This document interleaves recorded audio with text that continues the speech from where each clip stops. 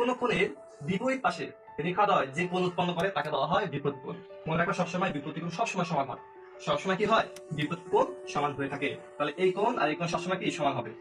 আবার এই কোণের সাপেক্ষে আবার এই কোণ বিপরীত কোণ, কারণ এই কোণের বিপরীত পাশে দিয়ে রেখা এই কোণ উৎপন্ন করছে, তাহলে এই কোণ সমান এই কোণ। তাহলে বিপরীত কোণ সবসময় কি হয়, সমান হয়।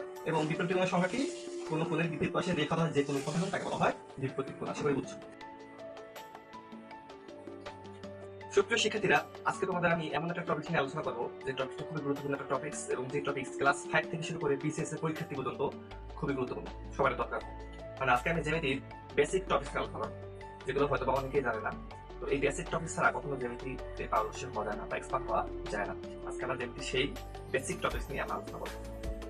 তো দেখো, সর্বপ্রথম আমি যে বিষয় নিয়ে আলোচনা করবো সেটা হলো জ্যামিতির সবচেয়ে প্রধান আলোচ্য বিষয়, শুরুতে যেটা আলোচনা করা হয় সেটা হলো বিন্দু।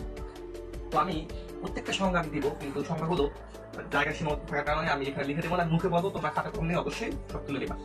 তো এটাকে বলা হয় বিন্দু। বিন্দুর সংজ্ঞা যদি আমরা বলতে চাই, বিন্দুর সংজ্ঞা কিন্তু আসবে যার দৈর্ঘ্য নাই, প্রস্থ নাই, উচ্চতা নাই, শুধুমাত্র অবস্থান আছে তাকে বলা হয় কি বিন্দু। আমি আবার বলছি, যার দৈর্ঘ্য নাই, প্রস্থ নাই, উচ্চতা নাই, শুধুমাত্র অবস্থান আছে তাকে বলা হয় বিন্দু। আশা করি এটা বুঝছো তোমরা। এটাকে বলা হয় বিন্দু। ওকে, তারপর আমরা জানবো যে রেখা অংশ সম্পর্কে জানবো। কি জানবো? রেখা অংশ। তো রেখা অংশের আগে আমরা সর্বপ্রথম আসি রশ্মি সম্পর্কে। রশ্মি কাকে বলে? এটাকে বলা হয় রশ্মি। তো রশ্মি কাকে বলে দেখো, রশ্মি হলো যার একটি প্রান্ত বিন্দু আছে কিন্তু নির্দিষ্ট কোনো দৈর্ঘ্য নাই, তাকে বলা হয় রশ্মি।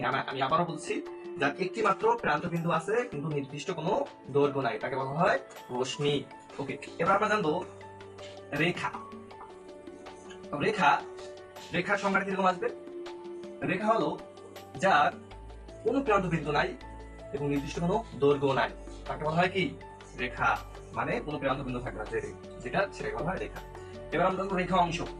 তো রেখা অংশ মনে রাখবা, এটাকে বলা হয় রেখা অংশ। তো রেখা অংশ মানে কি? রেখা অংশ মানে হলো, বা এটা সংখ্যা এরকম আসবে যে যার দুটি প্রান্ত বিন্দু আছে এবং নির্দিষ্ট দৈর্ঘ্য আছে, তাকে বলা হয় রেখা অংশ। এই দুটি প্রান্ত বিন্দু আছে, হ্যাঁ, এবং নির্দিষ্ট কি দৈর্ঘ্য আছে। আমরা এটাকে বলতে পারি যে 2 মিটার বা 2 সেন্টিমিটার, এরকম বলতে পারি, সমস্যা নাই। তো এটাকে বলা হয় রেখা অংশ। তাহলে আমরা বিন্দু, রশ্মি, রেখা এবং রেখা অংশ সম্পর্কে আমরা ধারণা পেলাম। এবার আমরা জানবো রেখা। সাধারণত আমরা জানি দুই ধরনের রেখা, একটা হলো সরল রেখা, একটা হলো বক্ররেখা।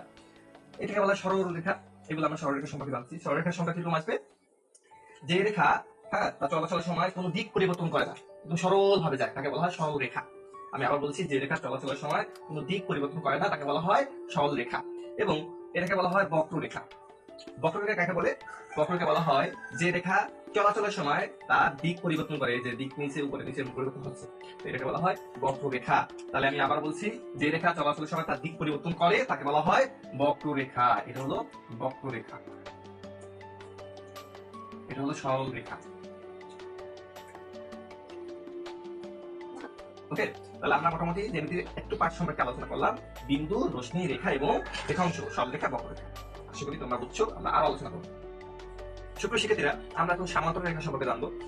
যখন দুটি রেখা একই তল বরাবর যাবে এবং তাদের মধ্যে দূরত্ব সমান থাকবে, তখন তাকে বলা হয় সামান্তরিক রেখা। আমি আবার বলছি, যখন দুটি রেখা একই তল বরাবর যাবে এবং তাদের মধ্যে দূরত্ব যখন সমান হবে, তখন তাকে বলা হয় কি সামান্তরাল রেখা। আমরা লিখে দিই, এটা সামান্তরাল রেখা। সামান্তরাল রেখা। ওকে, এবার আমরা কোণ সম্পর্কে জানবো।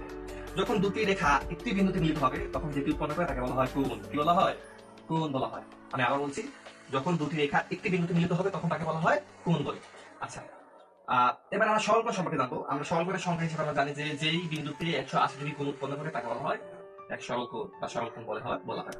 তো আমি আবার বলছি, যে বিন্দুতে 180 ডিগ্রি কোণ উৎপন্ন করে তাকে বলা হয়, হ্যাঁ, এক সরলকোণ বা সরলকোণ।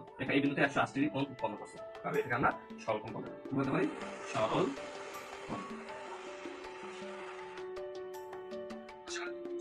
সুপ্রিয় শিক্ষার্থী, এখন আমরা সমকোণ সম্পর্কে জানবো। তো দেখো,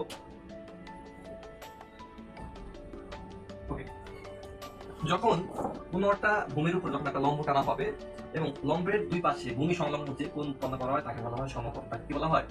সমকোণ। আমি আবার বলছি, কোনো ভূমির উপরে যখন লম্ব টানা হবে অথবা কোনো রেখার উপরে যখন লম্ব টানা হবে, হ্যাঁ, তখন ভূমি সংলগ্ন বা ওই রেখা সংলগ্ন যে কোণ উৎপন্ন করবে, হ্যাঁ, তাকে বলা হয় সমকোণ। সমকোণ এখানে দুই পাশে সমকোণ উৎপন্ন করে, দুই পাশে সমকোণ উৎপন্ন করে, এটাও সমকোণ, এটাও সমকোণ। ওকে, এবার আমরা জানবো সূক্ষ্মকোণ সম্পর্কে। যখন এক সমকোণ অপেক্ষা কোনো ছোট কোণ হয়, মানে এক সমকোণ মানে আমরা জানি কি 90 ডিগ্রি, আমরা কি জানি 90 ডিগ্রি। যখন এক সমকোণ অপেক্ষায় ছোট কোনো কোণ থাকে তখন সেটাকে বলা হয় সূক্ষ্মকোণ। ধরো এটা 45 ডিগ্রি কোণ হলে এটাকে বলা হয় কি সূক্ষ্মকোণ। আমরা বলতে পারি কি এক সমকোণ অপেক্ষায় ছোট কোণকে বলা হয় সূক্ষ্মকোণ। এবার আমরা জানবো স্থূল কোণ সম্পর্কে। যখন এক সমকোণ থেকে বড় কোণকে বলা হয় স্থূল কোণ। যখন কোন কোণের পরিমাণ এক সমকোণ থেকে বড় হবে তখন সেই কোণকে আমরা বলতে পারি কি কোণ বলতে পারি স্থূল কোণ বলতে পারি। স্থূল কোণ। ধরো এখানে 120 ডিগ্রি কোণ উৎপন্ন করছে। ওকে, আশা করি বুঝছো। তাহলে আমরা সমকোণ সম্পর্কে জানলাম, সূক্ষ্মকোণ সম্পর্কে জানলাম এবং স্থূল কোণ সম্পর্কে আমরা জানলাম। আশা করি বুঝছো। সুপ্রশিক্ষিত, এখন আমরা প্রবৃত্ত কোণ সম্পর্কে জানবো। প্রবৃত্ত কোণ কাকে বলে দেখো। যখন মনে রাখবা যে কোণের পরিমাণ 2 সমকোণ থেকে বড় এবং 4 সমকোণ থেকে ছোট তাকে বলা হয় প্রবৃত্ত কোণ। 2 সমকোণ মানে আমরা কি জানি? আমরা এক সমকোণ হইলো, এক সমকোণ মানে আমরা কি জানি? এক সমকোণ সমান আমরা জানি 90 ডিগ্রি। 2 সমকোণ কত হবে? 180 ডিগ্রি। তাহলে অবশ্যই 180 ডিগ্রি থেকে বড় হতে হবে এবং কি 4 সমকোণ কত হবে? 360 ডিগ্রি। অবশ্যই 360 ডিগ্রি থেকে ছোট হতে হবে। যে কোণের পরিমাণ 180 ডিগ্রি থেকে বড় এবং কি 360 ডিগ্রি থেকে ছোট তাকে বলা হয় প্রবৃত্ত কোণ। তাহলে এই কোণটাকে কি বলা হয়? এখানে 270 ডিগ্রি কোণ উৎপন্ন করছে এখানে। তাহলে এই কোণটাকে আমরা বলতে পারি প্রবৃত্ত কোণ। কি কোণ? প্রবৃত্ত কোণ। আশা করি বুঝছো। তো এবার আমরা জানবো হলো পূরক কোণ সম্পর্কে। কি সম্পর্কে? পূরক কোণ। মনে রাখবা দুটি কোণের পরিমাণ যখন বা দুটি কোণের যোগফল বা সমষ্টি যখন 90 ডিগ্রি হবে তখন তাকে বলা হয় কি? তখন একটি সাপেক্ষে আরেকটিকে বলা হয় পূরক কোণ। যেমন এখানে 60 ডিগ্রি যোগ 30 ডিগ্রি সমান কত ডিগ্রি? 90 ডিগ্রি হয়েছে।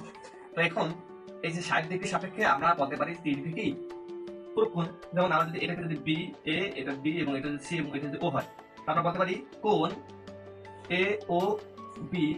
হ্যাঁ, কোণ এ ও বি পূরক কোণ কত হবে? কোণ এ ও বি হলো 60 ডিগ্রি, এটা পূরক কোণ হলো 30 ডিগ্রি। কত ডিগ্রি? 30 ডিগ্রি। পূরক কোণ বের করার সিস্টেমটা কি?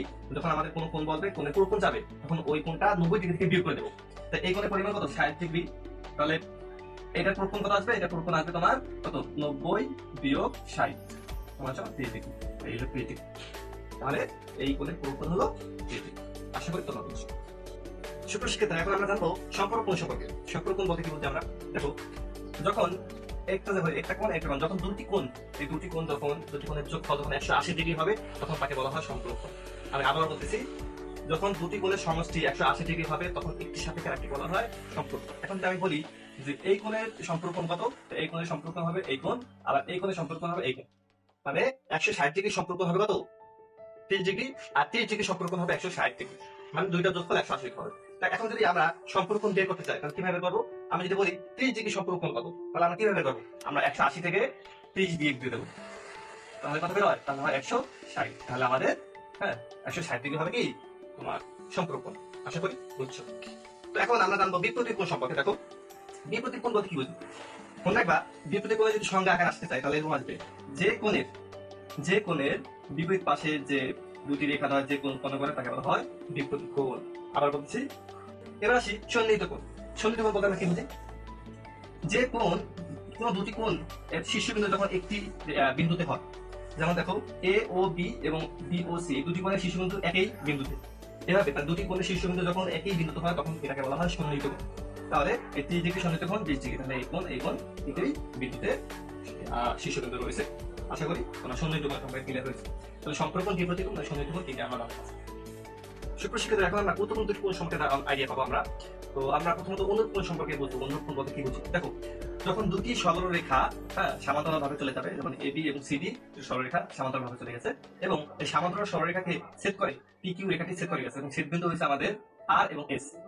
যখন কোন সমান্তরাল সরলরেখাকে যখন কোন একটা রেখা ছেদ করে চলে যাবে এবং ছেদ বিন্দু একই পাশে যে কোণ উৎপন্ন করবে, একই পাশে বলতে কি বুঝছি? যেমন এই কোণটা এবং এই কোণটা একই পাশে যে কোণ উৎপন্ন করবে তাকে বলা হয় অনুরূপ কোণ। যেমন এই কোণটা হলো অনুরূপ কোণ। আবার দেখো এই কোণটা আর এই কোণটা আবার কি অনুরূপ কোণ। আবার এই কোণটা আর এই কোণটা অনুরূপ কোণ। আবার এই কোণটা এবং এই কোণটা কি অনুরূপ কোণ। আশা করি বুঝছো। তাহলে কোন সমান্তরাল সরলরেখা থেকে যদি কোন একটা রেখা যদি চলে যায়, ছেদ করে চলে যায় এবং ছেদ বিন্দু একই পাশে যে কোণ উৎপন্ন করে, তখন তাকে বলা হয় অনুরূপ কোণ। যেমন এই কোণ, এই কোণ, এই কোণ, এই কোণ, এই কোণ, এই কোণ এবং এই কোণ এবং এই কোণ, এগুলা সব অনুরূপ কোণ। এবং অনুরূপ কোণ সবসময় কি হয়? সমান হয়। ওকে, এবার আমরা একান্তর কোণ সম্পর্কে জানবো। এখানটা কোনটা একটু ডিফারেন্স দেখো, যদি কোন সমান্তরাল সরলরেখার উপর থেকে সমান্তরাল দুটি সরলরেখার উপর থেকে কোন একটা বিন্দু একটা রেখা চলে যাবে এবং রেখা যে ছেদ বিন্দু থাকবে এবং ছেদ বিন্দুর বিপরীত পাশে ছেদ বিন্দু দ্বয়ের যে বিপরীত পাশে যে কোন কোণ থাকবে তাকে বলা হয় কি একান্তর কোণ। যেমন দেখো আমরা এর আগে দেখছিলাম যে এই কোণটা এবং এই কোণটা কি একই পাশে এই জন্য অনুরূপ কোণ, কিন্তু বিপরীত কোণের ক্ষেত্রে কি আসবে, একান্তর কোণের ক্ষেত্রে কি আসবে দেখো, এই কোণটা বিপরীত পাশ কোণটা এই কোণটা না, এই কোণটা বিপরীত পাশ কোণটা এটা না, তাহলে এটার সাপেক্ষে এটা কি একান্ত কোণ। আবার দেখো এইটার বিপরীত পাশ কোণটা এটা না, তাহলে এটার সাপেক্ষে এটা কি একান্ত কোণ। আশা করি বুঝছো। তাহলে এই কোণের সাপেক্ষে এই কোণকে বলা হয় কি একান্ত কোণ। তো এটা হলো অনুরূপ কোণ এবং এটা হলো একান্ত কোণ, এবং একান্ত কোণ সবসময় কি হয় সমান হয়। তো আশা করি তোমরা বুঝছো।